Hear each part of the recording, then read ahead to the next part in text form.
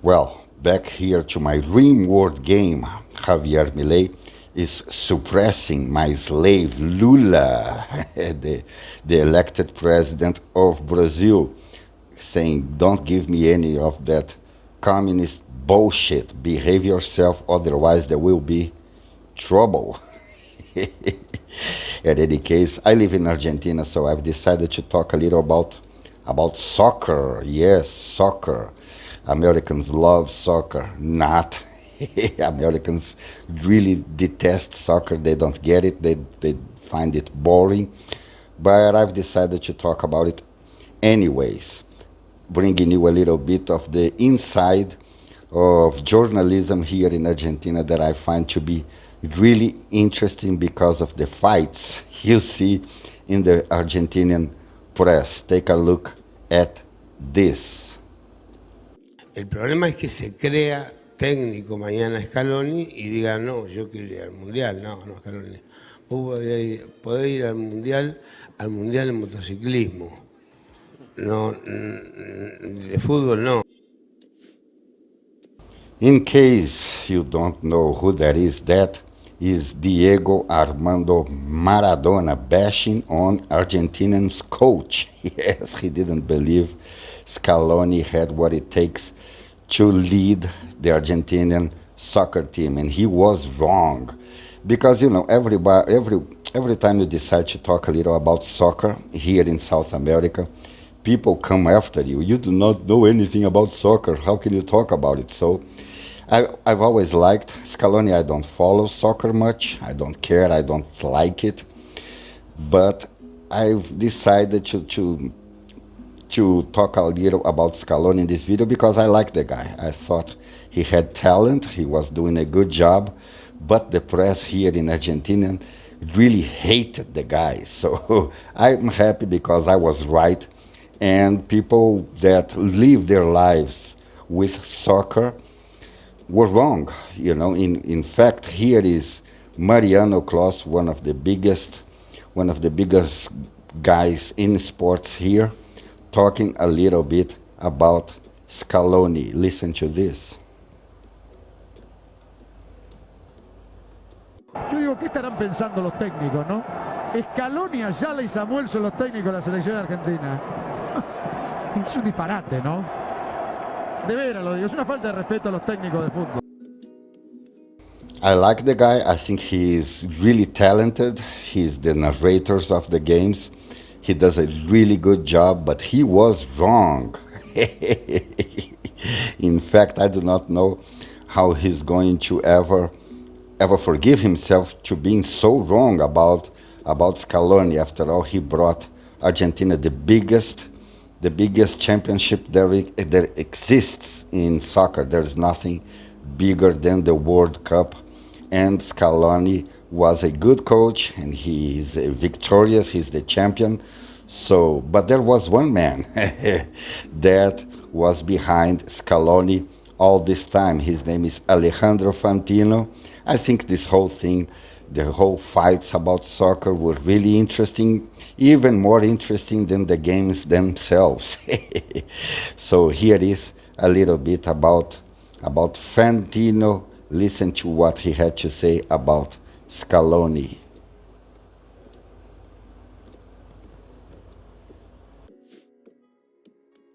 ¿Por qué lo odian tanto, lo odiaron tanto los periodistas deportivos a Scaloni? ¿Qué les hizo? Señor Tapia, es momento de sacar al joven inexperto. Nombre y apellido, Mariano Clos. Mariano Clos. Ahí fuiste a buscar la cabeza de Scaloni. Fuiste a tocarlo a Tapia. Mariano, te lo digo de corazón, fuiste a buscarlo a Tapia. Yo creo que tenés todo el derecho del mundo de haber pensado que no era el mejor técnico Scaloni para la selección.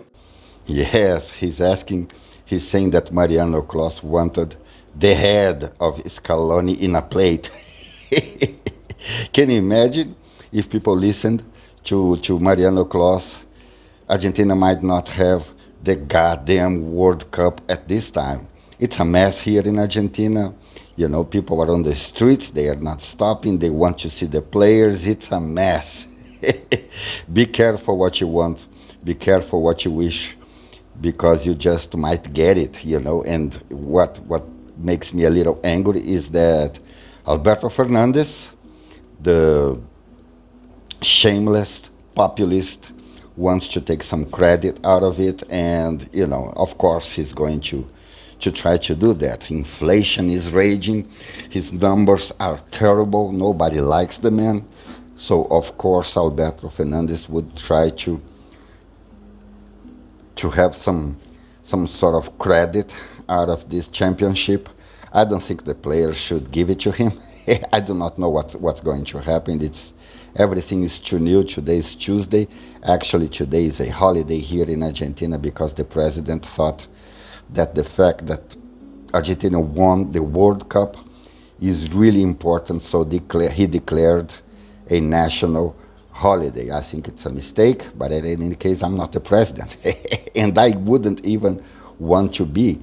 Give me any place in politics but the presidency. No, I'll pass it. I do not want it. It's too much trouble. You cannot even be corrupt in peace. You cannot even steal from the people. But enough of soccer. I really do not like it.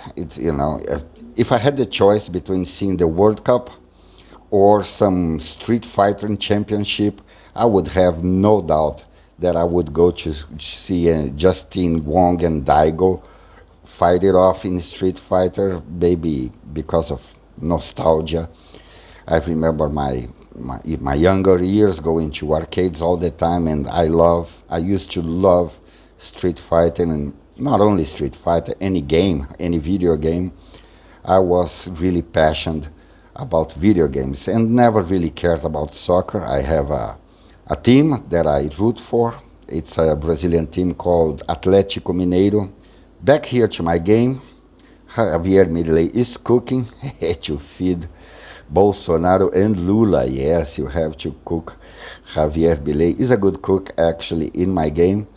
So in the game, you have to be careful. You need to keep your kitchen clean because people might get infected with your food. So you need to take care of your kitchen and have always, of course, the best person, the character that knows how to cook better, to have him cook all the foods to avoid food poisoning. That's all there is to it.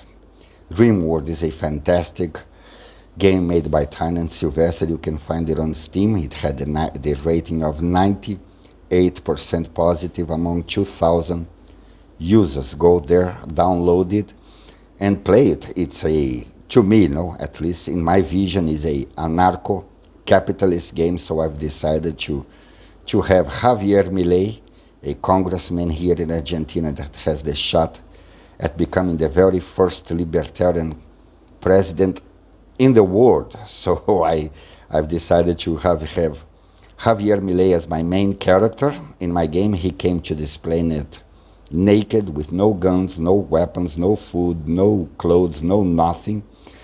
And he had to build a little colony, anarcho-capitalist colony, by himself. Later in the game came the Brazilian president still. Yes, today is the 12th of December, so Jair Bolsonaro is still the president of Brazil. He has a small tear under his eyes because he just lost the elections to the communist Lula. That is in my game as well. That shameless populist Lula is here to bring communism to Rimworld. Yeah, right. That man is not a communist. He's just a parasite. When you give people that title of communism, you're giving them something that they are not. He's not even brave enough to be a communist. Do you see Lula doing shootouts, making a revolution against the right?